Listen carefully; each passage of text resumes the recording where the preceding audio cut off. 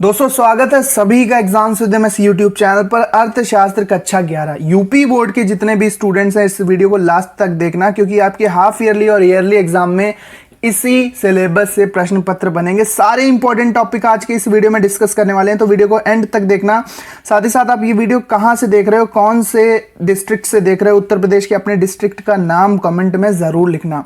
तो यहाँ पर देख सकते हैं अर्थशास्त्र, जो आर्ट स्ट्रीम के बच्चे हैं अर्थशास्त्र, समाजशास्त्र, नागरिक शास्त्र जैसे विषय लेते हैं, बाकी सभी विषयों के सिलेबस चैनल पर आ चुके हैं, तो उनको भी आप जाकर देख सकते हो।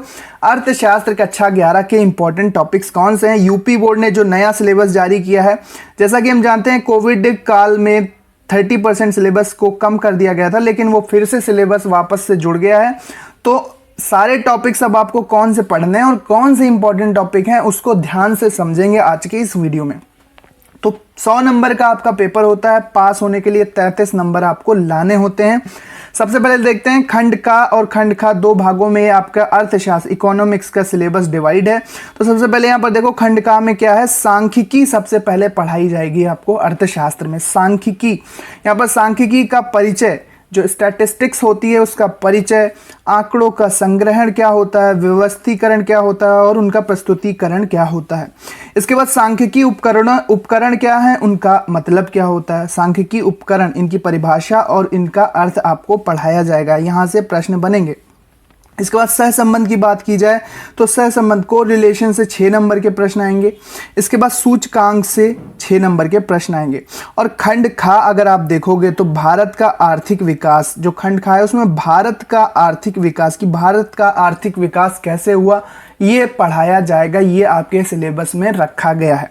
इसमें विकास के अनुभव 1947 से 1990 एवं 1991 से प्रारंभ हुए आर्थिक सुधार, 1991 के बाद से भारत में कौन कौन से आर्थिक सुधार प्रारंभ हुए ये पढ़ाया जाएगा। इसके बाद भारतीय अर्थव्यवस्था के समक्ष वर्तमान चुनौतियां कौन सी हैं, भारतीय अर्थव्यवस्था के सामने कौन कौन सी चुनौतियां हैं, कौन कौन सी समस्याएं हैं, ये आपको पढ़ना होगा। इसके बाद भारत का अपना विकास का अनुभव और पड़ोसी देशों से तुलना, जो हमारे पड़ोसी देश हैं चीन हो गया, पाकिस्तान, श्रीलंका, इन सभी से तुलना भी पढ़ाई जाएगी। यहाँ से 8 नंबर के आएंगे। भारतीय अर्थव्यवस्था के सामने चुनौतियां, इससे 25 नंबर के प्रश्न। और विकास के अनुभव 1947 से लेकर 1990, यानी कि जब से हमारा भारत आज़ाद हुआ तब से लेकर 1990 और 1991 के बाद से जो आर्थिक सुधार, अर्थव्यवस्था में सुधार हुए हमारी इकोनॉमी में, वो उनके बारे में पढ़ाया जाएगा। तो यहाँ से 17 नंबर के प्रश्न आएंगे। अब ध्यान से देखो, सारे टॉपिक डिटेल में समझाए गए हैं इस पूरे पीडीएफ में। तो खंड का में जो सांख्यिकी है अर्थव्यवस्था के संदर्भ में, सबसे पहले तो आपको इसमें अर्थशास्त्र की परिभाषा पढ़ाई जाएगी कि भैया अर्थशास्त्र होता क्या है। ठीक है, जो भी हमारे पैसों से संबंधित विज्ञान है एक तरह से, उसी को हम अर्थशास्त्र या फिर इकोनॉमिक्स कहते हैं, इकोनॉमिक्स कहते हैं। ठीक है, तो यही सिलेबस पूरा समझाया गया। तो अर्थशास्त्र की परिभाषा पढ़नी होगी, उसकी संभावनाएं, कार्य क्या होते हैं अर्थशास्त्र के, ठीक है, कार्य क्या होते हैं अर्थशास्त्र के, और सांख्यिकी का महत्व क्या है अर्थशास्त्र के अंदर, स्टैटिस्टिक्स का क्या महत्व, माध्यमादिका, बहुलक, सूचकांक, परिसर, जितने भी फॉर्मूले होते हैं इन सभी का क्या रोल है अर्थशास्त्र में। दूसरी यूनिट आप देखो, यहाँ पर दूसरी यूनिट है आंकड़ों का संग्रहण, इनका व्यवस्थीकरण और प्रस्तुतिकरण। आंकड़े कैसे लिए जाते हैं, किसी अध्ययन को जब हम करते हैं अर्थशास्त्र में तो आंकड़े कैसे लिए जाएंगे, किसी भी समस्या के लिए आंकड़े कैसे लिए जाएंगे, तो इनका संग्रहण कैसे किया जाता है। इसके बाद आंकड़ों का व्यवस्थीकरण कैसे होता है और आंकड़ों का प्रस्तुतिकरण कैसे होता है। आंकड़ों का प्रस्तुतिकरण हम जानते हैं ग्राफ से, ज्यामितीय प्रकार के ग्राफ हो गए, दंड ग्राफ हो गए, वृत्त पाई डायग्राम हो गया, आवृत्ति आरेख हो गया, हिस्टोग्राम यानी कि आयत चित्र हो गया, बहुभुज जिसको पॉलीग्राम कहते हैं, विकर्ण चाप विकर्ण, ओगाइव या ओजाइव, और समय श्रेणी क्रम लेखा चित्र, टाइम सीरीज ग्राफ, ये सभी से हम आंकड़ों का प्रस्तुतिकरण करते हैं। ये सारा टॉपिक आपकी नंबर 2 यूनिट नंबर 2 में रहेगा। ये काफ़ी इंपॉर्टेंट यूनिट है, क्योंकि यहाँ से 32 नंबर के प्रश्न आपके एग्जाम में आएंगे, चाहे हाफ ईयरली हो चाहे फिर ईयरली एग्जाम हो, वार्षिक या फिर अर्धवार्षिक, कोई भी परीक्षा हो। इसके बाद सांख्यिकी उपकरण एवं उनके अर्थ क्या है, यहाँ से 13 नंबर के प्रश्न आएंगे, सांख्यिकी उपकरण और उनके अर्थ।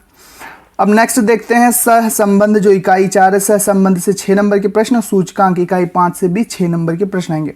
अब खंड खा देखो, खंड खा में क्या है, यहाँ पर आप इकाई 5 तक खंड का समाप्त हो जाता है।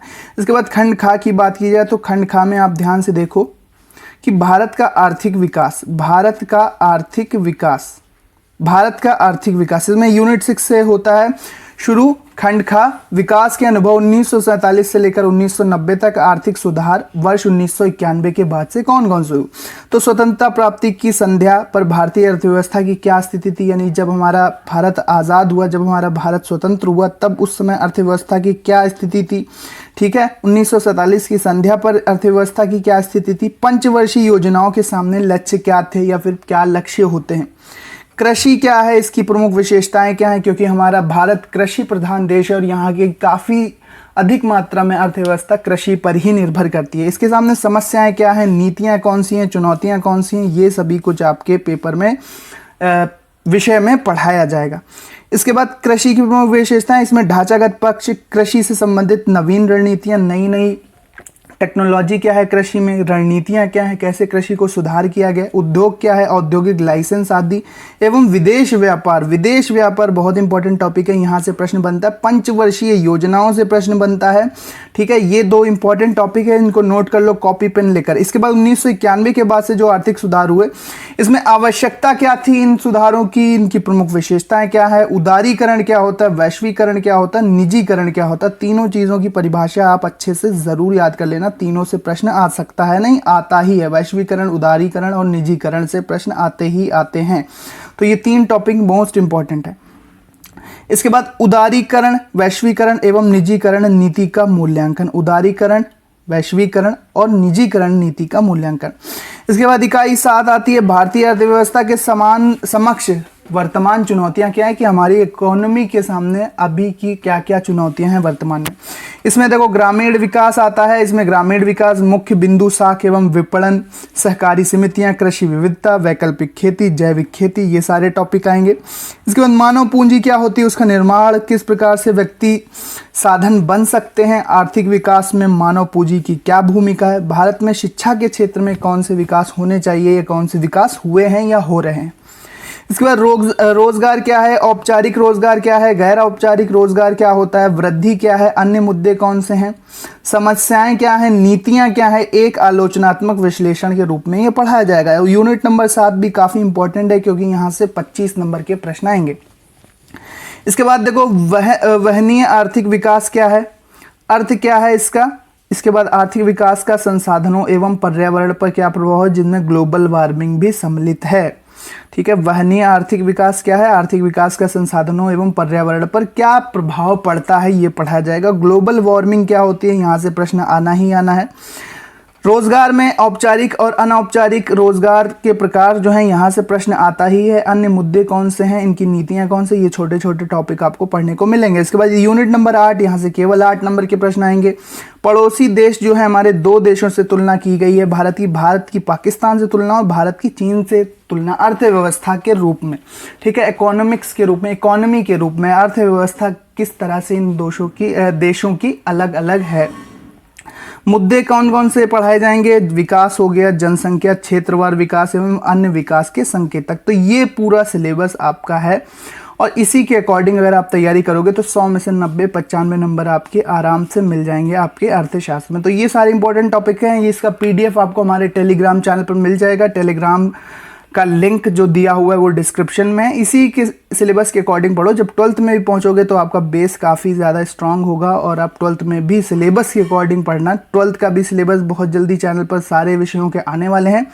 बाकी विषयों का जो सिलेबस है उनके वीडियोस का लिंक भी डिस्क्रिप्शन में दे रहा हूँ, तो उनको भी जाकर देख लेना। जैसे समाजशास्त्र, नागरिक शास्त्र, हिंदी, अंग्रेजी और भी साइंस विषय के भी अन्य विषय अगर है आपके दोस्त वगैरह पढ़ते हैं तो उनको ज़रूर बताना। मिलते हैं अपने नेक्स्ट वीडियो में। पढ़ते रहिए, आगे बढ़ते रहिए। वीडियो देखने के लिए धन्यवाद।